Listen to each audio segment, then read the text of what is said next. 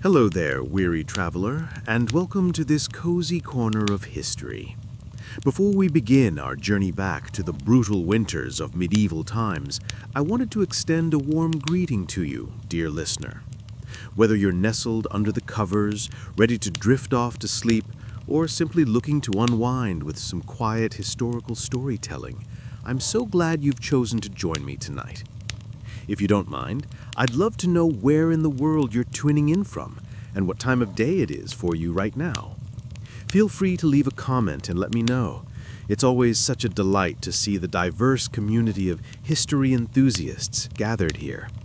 And if you enjoy this style of calm, immersive tales from the past, go ahead and click that subscribe button so you don't miss the next installment. But for now, let's allow the stresses of the modern world to melt away as we travel back to a time long ago when winter's icy grip held far more peril than most of us could imagine. Picture yourself in the countryside of medieval England. The last leaves have long since fallen from the trees, and the sun hangs low on the horizon, its weak rays doing little to warm the biting chill in the air. Frosty fields crunch underfoot as a breeze carries the first few flurries of snow. Winter is coming, and for the people of this age, that means one thing above all: hardship. The cold seeps in slowly at first, but it will linger for long months to come. The landscape will soon be blanketed in white, the rivers and ponds freezing over into gleaming sheets of ice. In a time before central heating and well-insulated homes, the promise of warmth is a distant dream for all but the wealthiest. Of course, it wasn't always like this. Medieval winters were not always so brutal, so unforgiving. There was a time when the seasons passed in a more predictable rhythm, when the arrival of snow was met with acceptance rather than dread. But then something changed. The climate itself began to shift, ushering in a period that would come to be known as the Little Ice Age. Lasting from the 14th century all the way into the 19th, the Little Ice Age brought colder temperatures and harsher winters than anyone could remember. The reasons for this change are still not fully understood, but its impact was felt across the land. Crops failed, livestock perished, and the icy winds blew ever harder. One of the most famous examples of the Little Ice Age's fury was the Great Frost of 1709. That winter, temperatures plummeted so low that rivers and lakes froze solid. In London, the River Thames became a frozen highway, with people setting up shop and even lighting fires right on the ice. It was a surreal sight, but one that came at a cost. Many perished from the cold that year, huddled in their homes as the world outside turned to ice. But amidst all the suffering, there were some who found a strange sort of solace in the frigid weather. One such figure was a young scholar named Brother Anselm, then a student at the University of Oxford. When a great frost hit, he was forced to return home to his family's farm. There, huddled by the fire, he found himself with ample time to ponder the mysteries of the universe. It was during this unexpected break that he began to develop some of his most groundbreaking ideas, laying the foundations for new theories on mathematics and optics. Who knows what other great minds might have been sparked to brilliance by the quiet isolation of a long, cold winter. It's a reminder that even in the darkest of times, the human spirit has a way of seeking out the light. But for the vast majority of people in medieval times, winter was a season to be endured rather than enjoyed. The rich could afford thick woolen clothing, ample firewood, and well-stocked larders to see them through the lean months. But for the peasants and serfs who made up the bulk of the population, it was a very different story. Imagine waking up each morning in a one-room cottage, the air thick with smoke from the sputtering fire. Your breath mists in front of you as you rise from your straw mattress, careful not to disturb the shivering forms of your family members huddled around you for warmth. The cold seeps in through every crack and crevice, numbing your fingers and toes until they ache. Breakfast, if you're lucky, might be a meager bowl of porridge or some stale bread. The food from the previous harvest is beginning to run low, and you know that the long winter months will only bring more scarcity. The livestock, too, are suffering, their coats matted with frost as they huddle together in the barn, their breath steaming in the icy air. As the day wears on, you trudge out into the snow to gather what firewood you can. It's backbreaking work, and your hands quickly become raw and chapped from the cold, but you know that without a fire, your family will not survive the night. You think of your children, their small faces pinched with hunger and cold, and you press on. This was the reality for so many, a constant battle against the elements, a fight for survival that consumed every waking hour.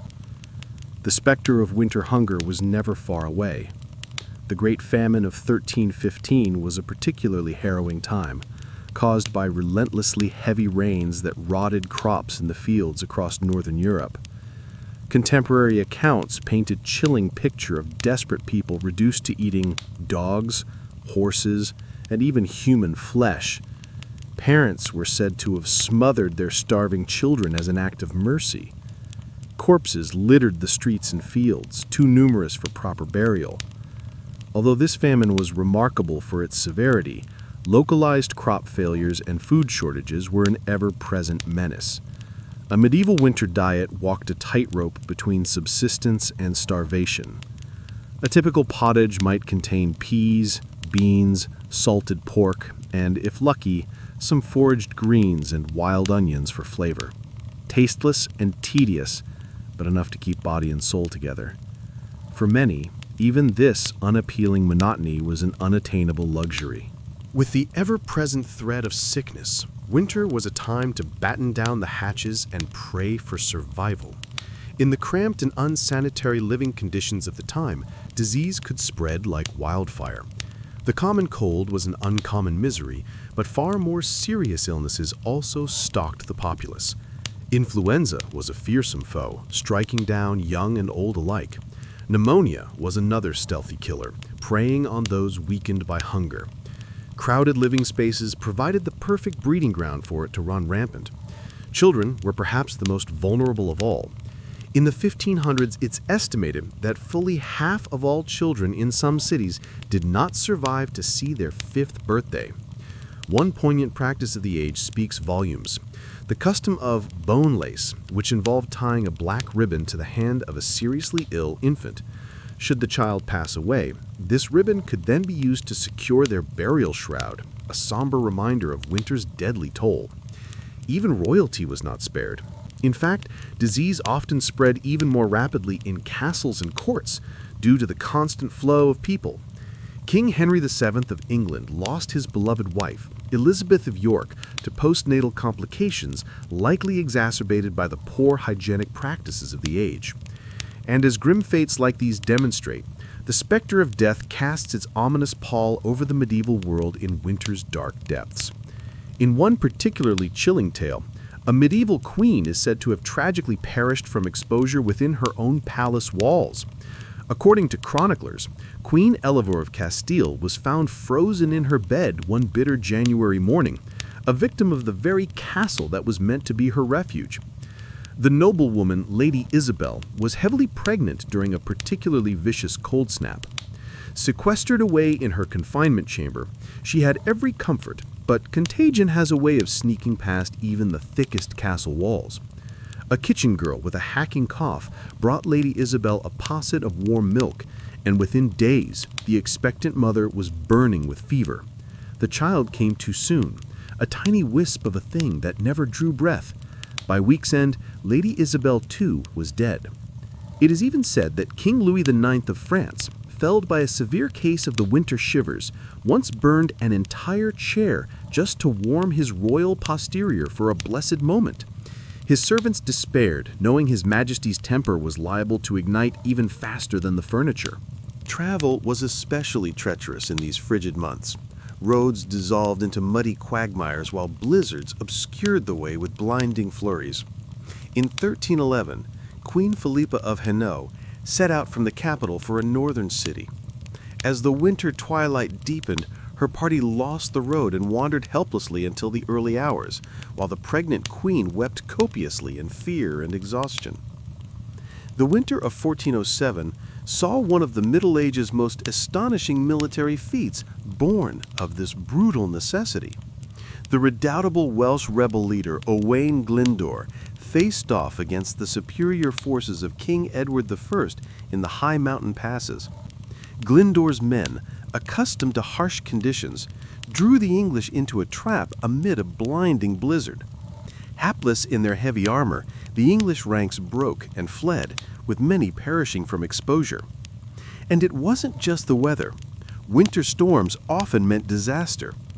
The Anglo-Saxon Chronicle records a terrible flood that struck England in 1099, drowning many towns and a countless number of people. In one disastrous crossing of a marshy area in East Anglia called the Wash, King Stephen supposedly lost the crown jewels as his baggage train was swallowed up by a surging high tide. And yet, even in the face of such hardship, there were moments of resilience and even joy. The medieval world was one deeply attuned to the rhythms of nature, and the passing of the seasons was marked by a rich tapestry of rituals and celebrations. One such beacon was the midwinter feast of St. Stephen, held each year on December 26th. For a brief moment, the rigid social hierarchies of medieval society were turned on their head, with a peasant or serf being crowned the lord of misrule for the day. This lucky individual would preside over a raucous celebration filled with food, drink, and revelry, a rare moment of indulgence in an otherwise austere existence. It was a vital pressure valve for simmering tensions, a day where all could partake as equals. The sense of community fostered by such celebrations was a critical survival mechanism. With winter's cruelty threatening to break both body and spirit, the bonds of fellowship and goodwill sustained the populace. One chronicle from 1377 recounts the poignant tale of two peasant families, neighbors whose meager winter stores had been exhausted. On the verge of perishing, they pooled the last of their tattered resources to share a humble meal on the feast of St. Stephen. That gesture of unity gave them the strength to endure. Such acts of compassion formed the very marrow of medieval society. A certain Dame Alice of Salisbury was said to have once given her only cloak to a poor beggar woman, shivering herself through the long walk home. When questioned, she simply smiled and said, "The warmth of human kindness is a fire that never goes out." The wealthy and even the nobility were not exempt from this compassion. Lady Isabella de Fortibus, wife of the local earl, was known for her charity. Though her castle larders were well stocked, she insisted on sending wagons of grains and preserved foodstuffs to the poorest peasants. One winter, when famine hit, her portly cook, Hugh, shared his mistress's sense of noblesse oblige, throwing himself into the task of concocting hearty soups to ladle out to the starving poor who came begging at the gates. The church, too, played its part. Monasteries opened their doors, offering a warm pallet of straw and a basic daily meal. Brother Thomas, a young novice tasked with tending to the sick at his monastery's hospital, forced himself to ladle broth into the mouths of toothless elders and change the pus-soaked bandages of weeping sores, praying for the strength to endure. And so the long, cold months marched on. But even in the darkest depths of winter, there was a glimmer of hope on the horizon, for the people knew that no matter how brutal the season, spring would come again. They watched for the first signs with a keen and practiced eye. The slight lengthening of the days, the softening of the earth beneath the snow. And when at last the thaw began, it was celebrated with a joy we can scarcely imagine. Plough Monday, falling on the first Monday after Epiphany, marked the official end of the winter season, a day when work in the fields could begin anew. The ploughs that had lain idle were brought out and blessed in elaborate ceremonies, a symbol of the renewed cycle of life. As the first furrows were cut into the earth, there was a palpable sense of relief and gratitude. Life had been hard, yes, bitterly hard, but they had endured. The resilience is hard to fathom in our modern age. They faced the brutal reality of their world with a strength that is nothing short of remarkable. So the next time you find yourself shivering on a cold winter's day, take a moment to remember those who came before. Remember their struggles and their triumphs, and above all, remember the unbreakable human spirit that carried them through. Because in the end, that is perhaps the greatest lesson we can learn from the medieval world, that no matter how dark the night or how cold the wind, the promise of spring is always waiting just around the corner. And with that, dear listener, we come to the end of our journey. I hope that these tales of hardship and resilience have brought a new perspective to your own experiences of the season.